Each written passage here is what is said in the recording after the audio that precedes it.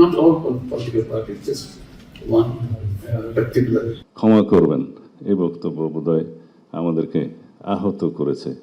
নির্বাচন সংস্কার সহ বিভিন্ন ইস্যুতে বিএনপি ও অন্তর্বর্তী সরকারের মধ্যে দূরত্ব ক্রমশ বাড়ছিল, যার চূড়ান্ত বহিঃপ্রকাশ ঘটে প্রধান উপদেষ্টার জাপান সফরের বক্তব্যকে ঘিরে।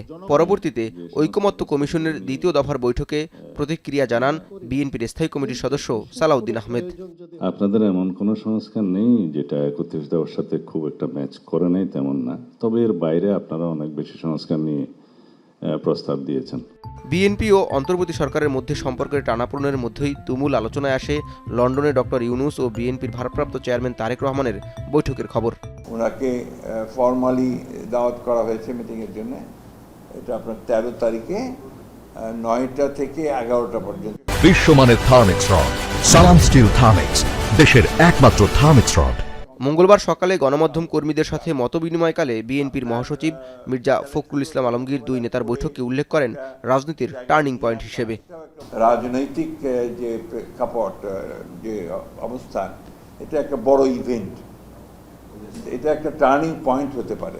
মির্জা ফখরুল যখন এই বৈঠককে গুরুত্বপূর্ণ রাজনৈতিক ঘটনা হিসেবে উল্লেখ করছেন, তখন ঢাকা বিশ্ববিদ্যালয়ের শিক্ষক কাজী মোহাম্মদ মাহবুবুর রহমান একে দেখছেন সরকার ও বিএনপির মধ্যে দূরত্ব কমানোর চেষ্টা হিসেবে।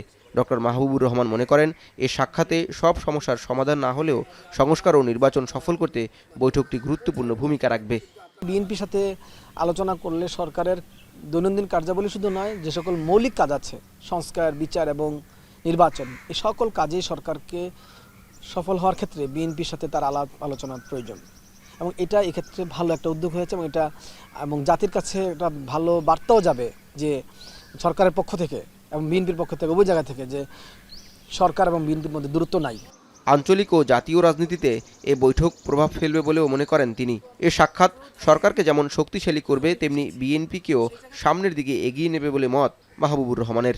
বৈঠকে মোটা দাগে কিছু বিষয়ে একমত হবেন, না হলে ওনারা বসতেন না।